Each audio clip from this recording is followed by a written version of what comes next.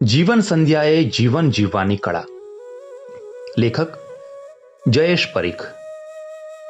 ફૂલોની ફોરમ થઈએ, રંગોની મોસમ થઈએ, મીઠા થઈએ, હળવા થઈએ, કડવા ક્યાં કાયમ થઈએ.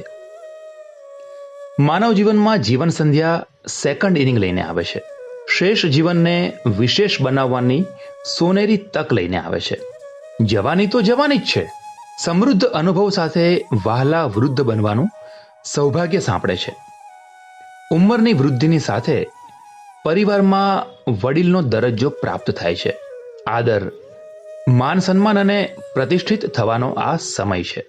એના માટે માનવીએ પરિવર્તન સ્વીકારવું જરૂરી છે. પરિસ્થિતિને અનુકૂળ થવાનું આવશ્યક છે. સ્મિતના સહારે સૌને સાથે રાખીને સમજ અને સુમેળનું વાતાવરણ સર્જવાની જવાબદારી ઘરના મોભી અને વડીલની છે. જીવન સંધ્યાએ જતું કરવું, જોયા કરવું અને બને તો જાતે કરવાની તૈયારી કરવાથી હંમેશા એકબીજા પ્રત્યે આદર, પ્રેમ અને વિશ્વાસનો સેતુ પ્રસ્થાપિત થાય છે.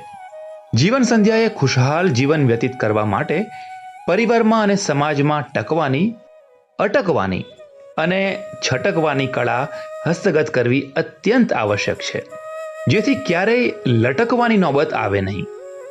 મિત્રો, યાદ રાખો, બાળપણ એ મીઠી સવાર છે જે નવી તાજગી ભર્યો તરવરાટ લઈને આવે છે. જ્યારે યુવાની બપોર છે, મધ્યાહન છે જે સાહસ, સ્ફૂર્તિ અને થનગનાટ લઈને જીવનમાં આવે છે. સાથોસાથ જવાબદારીનો પ્રવેશ થાય છે. જીવન સંધ્યા એ સલૂણી સંધ્યાનો પ્રારંભ કરાવે છે.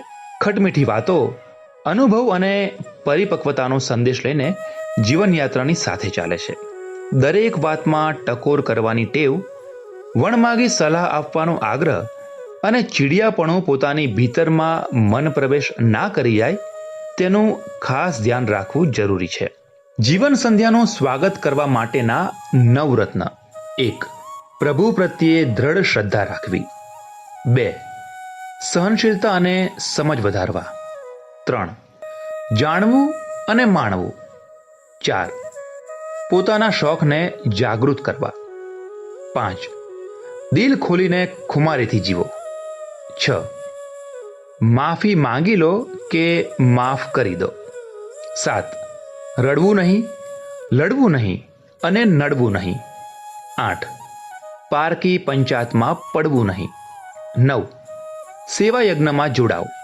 જીવન સંધ્યામાં મનની મોકળાશ રહે, તનનો તરવરાટ રહે અને નિજાનંદી બની પરમાનંદ કરો તેવી પ્રભુને પ્રાર્થના. વહાલા વૃદ્ધ બની ખુશી, આનંદ અને પ્રસન્નતા પ્રસરાવો તેવી શુભેચ્છા અને શુભકામના.